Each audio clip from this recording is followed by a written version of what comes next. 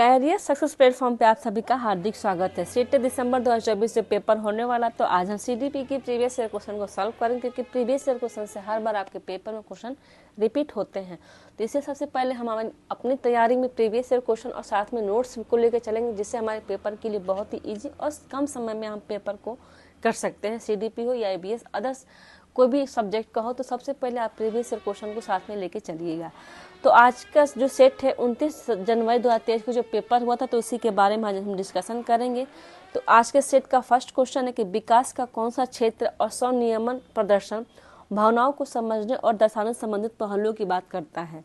Option A संवेगात्मक, B है नैतिक, सी शारीरिक, डी गत्यात्मक। तो इसका राइट कौन सा होगा आंसर आपका? तो इसका राइट होगा आंसर आपको ऑप्शन जाएगा ए संवेगात्मक। इसको हम संबंधित पहलुओं की बात करते हैं। राइट होगा आंसर आपका ऑप्शन ए संवेगात्मक। नेक्स्ट देखते हैं क्वेश्चन। अब नेक्स्ट क्वेश्चन हमारा कि निम्नलिखित में से कौन सा कथन विकास के बारे में सही है? ऑप्शन ए विकास पूरी तरह से अनिश्चित है, बी विकास अत्यधिक अनिरंतर है, सी व्यक्तियों की विकास दर भिन्नता पाई जाती है, डी विकास पैर से सिर की तरफ होता है। तो इसका राइट कौन सा होगा आंसर हमारा? तो इसका राइट होगा आंसर आपका ऑप्शन सी, व्यक्ति की विकास की दर कैसी होती है? तो भिन्नता पाई जाती है। सबके विकास सबके अलग अलग होते हैं, किसी की जल्दी होती है, किसी की स्लो होते हैं, लेकिन विकास सबकी निरंतर चलती है, न कि अनिरंतर होती है। तो इसका राइट होगा आंसर आपको ऑप्शन हो जाएगा सी, इसका राइट होगा आंसर। नेक्स्ट क्वेश्चन देखते हैं। अब नेक्स्ट क्वेश्चन के आनुवंशिकता और वातावरण के विकास पर प्रभाव के संदर्भ में निम्न में से कौन सा कथन सही है? ऑप्शन ए आनुवंशिकता और वातावरण के विकास का प्रभाव निश्चित है और ये बदला नहीं जा सकता। ऑप्शन बी में केवल वातावरण ही विकास को प्रभावित करता है, आनुवंशिकता नहीं। सी है केवल आनुवंशिकता ही विकास को प्रभावित करती है, वातावरण को नहीं। डी है कि आनुवंशिकता और वातावरण दोनों ही एक जटिल रूप से विकास को प्रभावित करते हैं। तो इसका राइट कौन सा होगा आंसर आपका?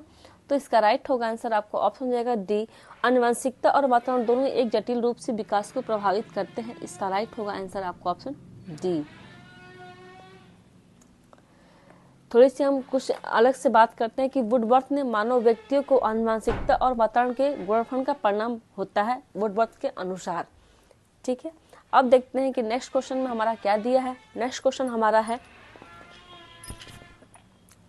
कि जीन पियाजे के संज्ञानात्मक विकास के सिद्धांत के अनुसार विकास का पहला चरण क्या होना चाहिए? ऑप्शन ए पूर्व संक्रियात्मक, बी है औपचारिक संक्रियात्मक, सी संवेदीगामक, डी है मूर्त संक्रियात्मक। तो इसका राइट कौन सा होगा आंसर आपका? तो इसने पूछा है कि विकास का पहला चरण क्या होता है, तो हम देखते हैं कि फर्स्ट में हमारा क्या होगा, संवेदीगामक अवस्था होती है, संवेदीगामक जो 0 से 2 वर्ष की अवस्था होती है। सेकेंड में होगा हमारा क्या, पूर्व संक्रियात्मक अवस्था जो 2 से 7 वर्ष की अवस्था होती है। थर्ड में होगा हमारा कौन सा, मूर्त संक्रियात्मक अवस्था जो हमारा 7 से 11 वर्ष की अवस्था होती है। फोर्थ होगा हमारा औपचारिक संक्रियात्मक अवस्था जो 11 से 15 वर्ष की अवस्था होती है। तो इसका राइट होगा आंसर आपको ऑप्शन हो जाएगा सी, संवेदीगामक अवस्था है जो 0 से 2 वर्ष की अवस्था होती है। इसका पहला चरण होगा ये संवेदीगामक। सेकंड होगा हमारा आपका पूर्व संक्रियात्मक जो 2 से 7 वर्ष की अवस्था होती है। थर्ड हमारा मूर्त संक्रियात्मक जो 7 से 11 वर्ष की अवस्था होती है। और फोर्थ में होगा संक्रियात्मक जो 11 से 15 वर्ष की अवस्था होती है। अब देखते हैं नेक्स्ट क्वेश्चन क्या है हमारा। नेक्स्ट क्वेश्चन हमारा है कि जीन पियाजे के संज्ञानात्मक विकास को सिद्धांत के अनुसार निम्न में से कौन सा कथन सही है? ऑप्शन ए भाषा संज्ञानात्मक विकास को सुशासित करती है, बी है कि जैविक परिपक्वता विकास पर कोई प्रभाव नहीं पड़ता है, सी है कि पूर्व संक्रियात्मक चरण में बच्चे परिकल्पनात्मक निर्मात्मक तर्क करने में सक्षम होते हैं, डी है कि मूर्त संक्रियात्मक चरण में बच्चे वर्गीकरण और क्रमबद्धता समझ पाते हैं। तो इसने पूछा है कि संज्ञानात्मक सिद्धांत के अनुसार कौन सा कथन सही है? तो इसका राइट होगा आंसर आपको ऑप्शन डी, मूर्त संक्रियात्मक चरण में बच्चे वर्गीकरण और क्रमबद्धता समझ पाते हैं। इसका राइट होगा आंसर आपको ऑप्शन हो जाएगा डी। अब इसमें देखते हैं कि इसका कैसे हम करते हैं। तो पूर्व संक्रियात्मक में क्या बच्चा, ये हमारा तर्क कब आता है, ये होता है हमारा औपचारिक जो 11 से 15 वर्ष की अवस्था। तो इसका राइट होगा आंसर आपका, ये तो गलत हो गया क्योंकि पूर्व संक्रियात्मक अवस्था में क्या होता है, बच्चों का जीवादी अवस्था होती है। जैविक परिपक्वता किसमें होती है, प्रभाव पड़ता है, ना कि ये इसने गलत दिया है। तो भाषा संज्ञानात्मक विकास को सुशासित करती है, ये भी गलत है। तो इसका राइट होगा आंसर आपका ऑप्शन डी। मूल संकेतन के चरण में बच्चे क्या करते हैं, तो वर्गीकरण और क्रमबद्धता समझ पाते हैं। देखते हैं अब नेक्स्ट क्वेश्चन में हमारा क्या है। नेक्स्ट क्वेश्चन हमारा है, अनिल अपनी गतिविधियों को इस तरह निर्देशित करता है जिससे कि वह अपने माता पिता से पुरस्कार पा सके। लॉरेंस कोहलबर्ग के सिद्धांत के अनुसार नैतिकता किस स्तर पर है। ऑप्शन ए पूर्व परंपरागत, बी है परंपरागत, सी उत्तर परंपरागत, डी है औपचारिक परंपरागत। तो इसका राइट कौन सा होगा आंसर आपका, तो इसका राइट होगा आंसर आपका ऑप्शन जो ए पूर्व परंपरागत, इसका राइट होगा आंसर। अब देखते हैं नेक्स्ट क्वेश्चन क्या है हमारा। लेव वागोस्की ने बच्चों के विचारों के विकास निम्न में से किसकी भूमिका को महत्वपूर्ण माना है। ए सामाजिक अंतःक्रिया, बी है अनुमानसिक परिपक्वता, सी व्यवहार का शास्त्रीय अनुकूलन, डी पुनरावृत्ति एवं अभ्यास। तो इसका राइट होगा आंसर आपका ऑप्शन ए सामाजिक अंतःक्रिया, इसका राइट होगा आंसर। अब देखते हैं नेक्स्ट क्वेश्चन क्या है हमारा।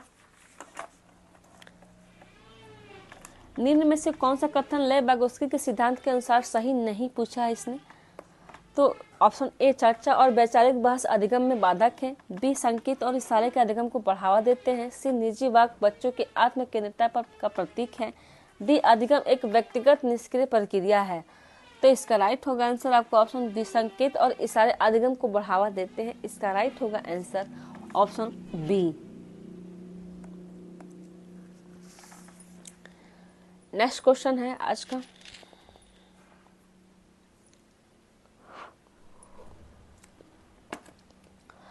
अपने स्कूल की प्रथाओं को व्यवहारवादी विचारधारा से बदलकर संरचनावादी विचारधारा पर आधारित करने के लिए आप निम्न में से कौन सा बदलाव चुनेंगे। ऑप्शन ए लचीले पाठ्यक्रम की बजाय मानकीकृत पाठ्यक्रम अपनाएंगे, बी है अध्यापक केंद्रित शिक्षा शास्त्र की बजाय परीक्षा केंद्रित शिक्षा शास्त्र अपनाएंगे, सी रचनात्मक आकलन की बजाय योगात्मक आकलन को अपनाएंगे, डी है कंठस्थ स्मरण की बजाय खोजी अधिगम को अपनाएंगे। तो हम कौन सा बदलाव चुनेंगे, तो इसका राइट होगा आंसर आपको ऑप्शन डी कंठस्थ स्मरण की बजाय खोजी अधिगम को हम अपनाएंगे, इसका राइट होगा आंसर ऑप्शन डी।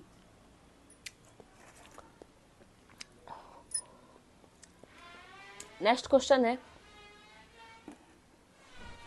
एक विद्यार्थी अपने सहपाठियों के इरादों, प्रेरणा स्तर तथा मनोदशा को उचित प्रकार से समझने में सक्षम है।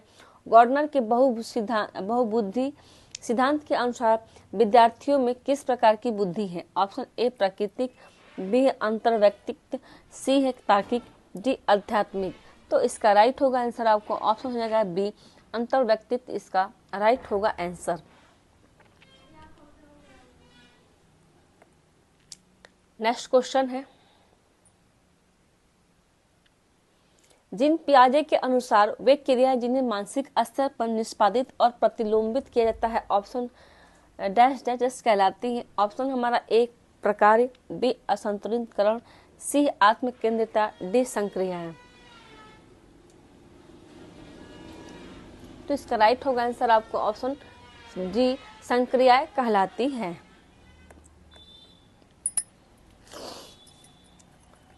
अब देखते हैं नेक्स्ट क्वेश्चन क्या है। लड़के हमेशा यंत्र विज्ञान में अच्छे होते हैं और लड़कियां कढ़ाई करने में कथन ये का दर्शाता है। ऑप्शन ए जेंडर समता, बी है जेंडर समानता, सी जेंडर अनुरूपता, डी जेंडर रूढ़िवादिता। तो इसका कौन सा होगा आंसर, तो इसका राइट होगा आंसर आपको ऑप्शन अगर डी जेंडर रूढ़िवादिता को दर्शाता है ये कथन। नेक्स्ट क्वेश्चन है, अधिगम वरीयताओं में व्यक्तिगत भिन्नताओं के बारे में निम्न में से क्या सही है। ऑप्शन ए सभी अधिगमकर्ता एक ही तरह के कौशल ग्रहण करना पसंद करते हैं, बी की अधिगम वरीयता सामाजिक सांस्कृतिक कारकों से प्रभावित नहीं होती है, सी मानकीकृत पाठ्यचर्या अधिगम वरीयता में व्यक्तिगत भिन्नताओं को व्यापक रूप से शामिल करता है, डी अध्यापक केंद्रित शिक्षा शास्त्र विद्यार्थियों की अधिगम वरीयता की व्यक्तिगत भिन्नताओं को पूर्ति नहीं करता।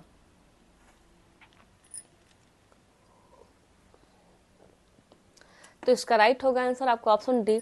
अध्यापक इन शिक्षा शास्त्र विद्यार्थियों की अधिगम वैधता को व्यक्तिगत भिन्नताओं को पूर्ति नहीं करता। नेक्स्ट क्वेश्चन देखते हैं अब क्या है। ईरम एक प्राथमिक स्कूल में अध्यापिका है। यह विद्यार्थियों की प्रगति को जांचने के लिए पूरे सत्र के दौरान प्रोजेक्ट, समूह कार्यपत्रक, लिखित कार्यपत्र पत्रक और खुली किताब परीक्षाओं का प्रयोग करती है। इस तरह से ईरम डैश डैश डैश मूल्यांकन का अभ्यास करती है। ए संकलात्मक या योगात्मक, बी संरचनात्मक, सी अन्वय, डी अनिरंतर। तो इसका राइट होगा आंसर आपको ऑप्शन बी, संरचनात्मक मूल्यांकन का अभ्यास करती है। नेक्स्ट क्वेश्चन देखते हैं अब क्या है।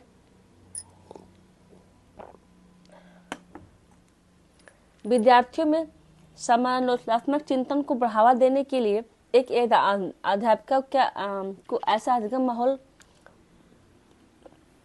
बनाना चाहिए जहाँ की ए विद्यार्थी संभाव्य परिकल्पनाएं निरूपित कर सके, बी अविषय चिंतन को बढ़ावा मिले, सी प्रश्न पूछने की प्रवृत्ति को नकारात्मक रूप से पुनः वर्णित किया जाए, डी है कि कंठस्थ स्मरण को प्रयोग कार्य से ज्यादा अधिमानित किया जाए। तो इसका राइट कौन सा होगा आंसर? इसका राइट होगा आंसर आपको ऑप्शन होगा ए, विद्यार्थी संभाव्य परिकल्पनाएं निरूपित कर सके। नेक्स्ट क्वेश्चन देखते हैं अब क्या है। एक ऐसा समावेशी वातावरण बनाने के लिए जिसमें विभिन्न सामाजिक आर्थिक परिवेशों में आने वाले विद्यार्थियों को सफल रूप से समावेशित किया जा सके, निम्न में से किसे बढ़ावा दिया जाना चाहिए? ऑप्शन ए विविधता के प्रति सम्मान, बी है कि व्यक्तिगत भिन्नताओं के प्रति उदासीनता, थर्ड में कि प्रदर्शन उन्मुखी लक्ष्यों पर केंद्रित, फोर्थ लचीला पाठ्यक्रम होना चाहिए। तो इसका राइट होगा आंसर आपको ऑप्शन देखते हैं क्या क्या दिया है। ऑप्शन में ये कह रहा है कि ए और डी दोनों सही होना चाहिए कि विविधता के प्रति सम्मान भी होना चाहिए और लचीला पाठ्यक्रम भी होना चाहिए। इसका राइट बता रहा आंसर आपको ऑप्शन ए और डी, मतलब कि इसका कैसा होना चाहिए, फर्स्ट एंड फोर्थ दोनों सही है आंसर इसका आयोग के अनुसार।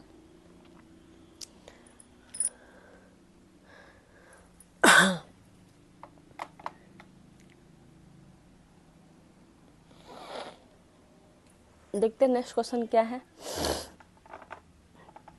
गति सामान्य विकल्प सापेक्ष रूप से किस क्षेत्र को प्रभावित करता है? ए है सामाजिक पारस्परिकता, बी शारीरिक सामंजस्य, सी है भावनात्मक नियमन, डी सूचना संग्रहण। तो इसका राइट होगा आंसर आपका ऑप्शन बी, शारीरिक सामंजस्य इसका राइट होगा आंसर। नेक्स्ट क्वेश्चन देखते हैं अब क्या है। एक समावेशित कक्षा में दृष्टिवैधता से जूझते विद्यार्थियों के समावेशन को बढ़ावा देने के लिए किसे से बचना चाहिए?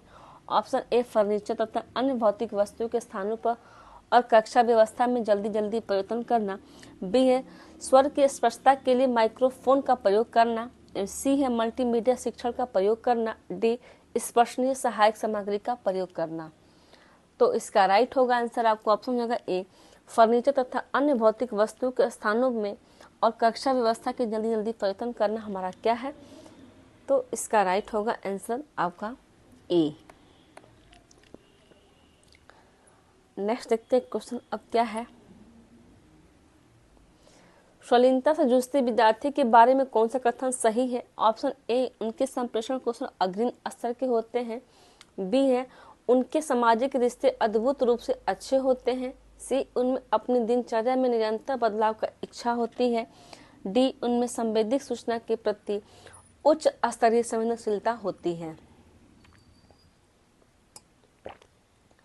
तो इसका राइट होगा आंसर आपका ऑप्शन हो जाएगा डी, उनमें संवेदित सूचना के प्रति उच्च स्तरीय संवेदनशीलता होती है। नेक्स्ट देखते हैं क्वेश्चन क्या है।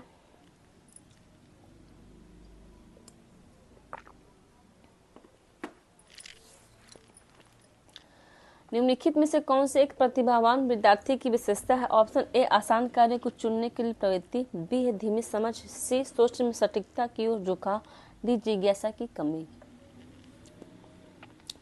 तो इसका राइट होगा आंसर आपका ऑप्शन सी, सोच में सटीकता की झुकाव क्या है? हमारा प्रतिभावान विद्यार्थी की एक विशेषता है। नेक्स्ट क्वेश्चन है,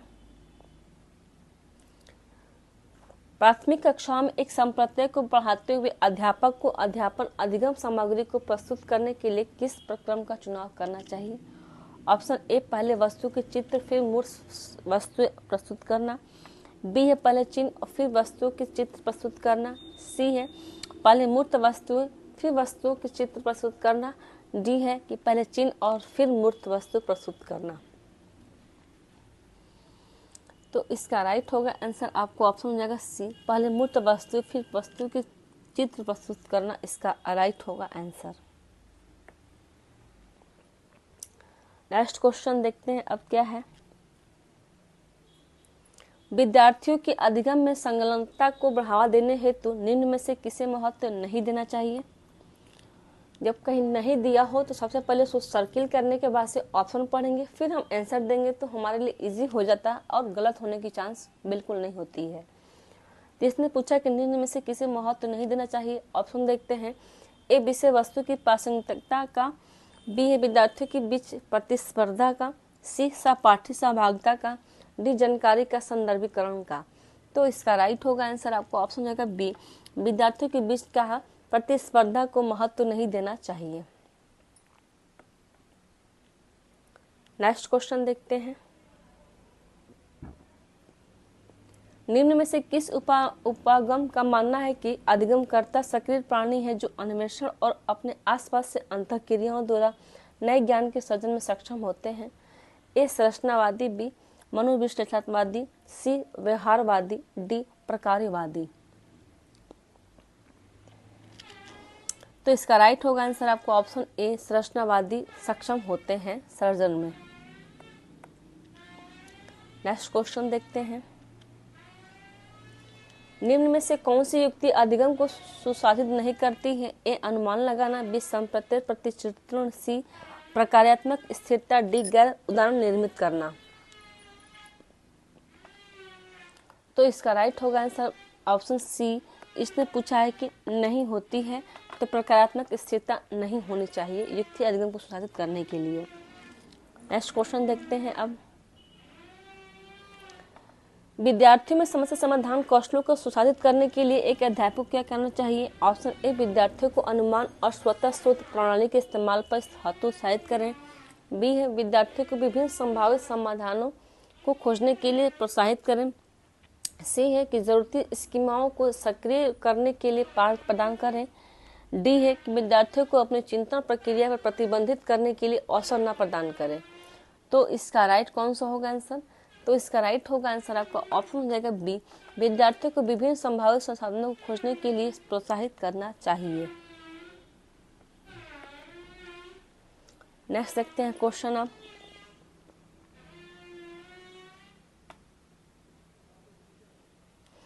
जल के स्रोतों के बारे में पूछे जाने पर 6 वर्षीय सीमा नल को सबसे बड़ा जल स्रोत मानने का हट करती है।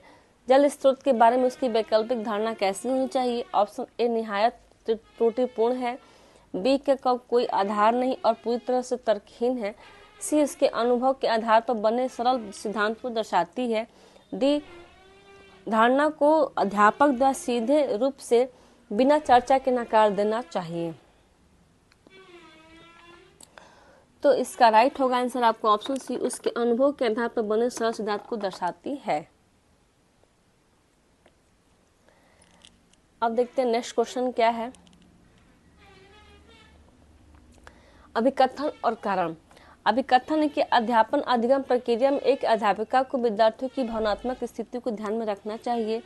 कारण है कि भाव अभिप्रेरणा और संज्ञान के जटिल रूप से जुड़े होते हैं। तो सही विकल्प चुनें।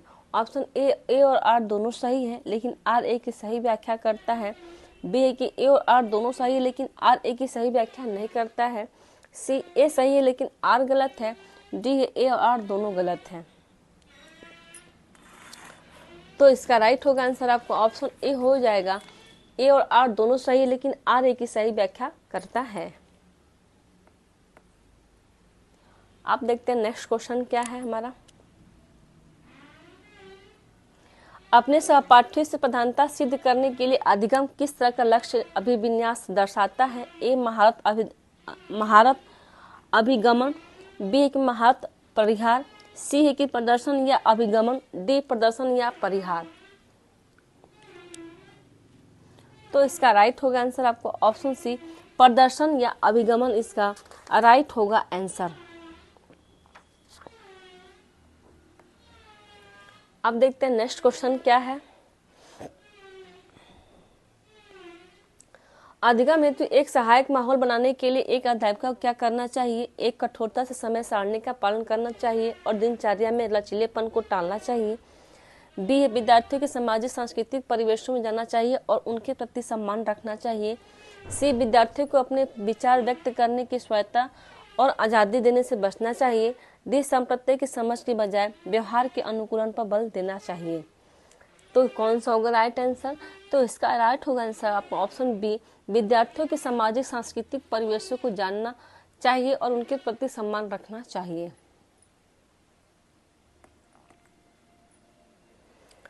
आज के सेट का लास्ट क्वेश्चन देखते हैं क्या है।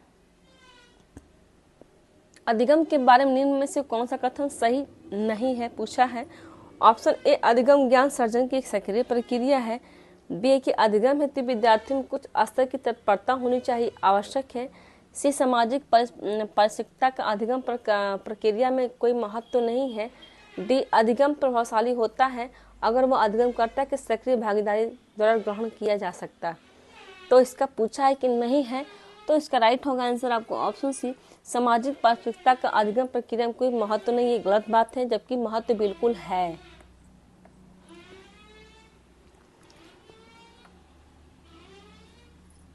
आज का सेट यहीं समाप्त होता है। वीडियो को like and subscribe and share जरूर करें। Thank you.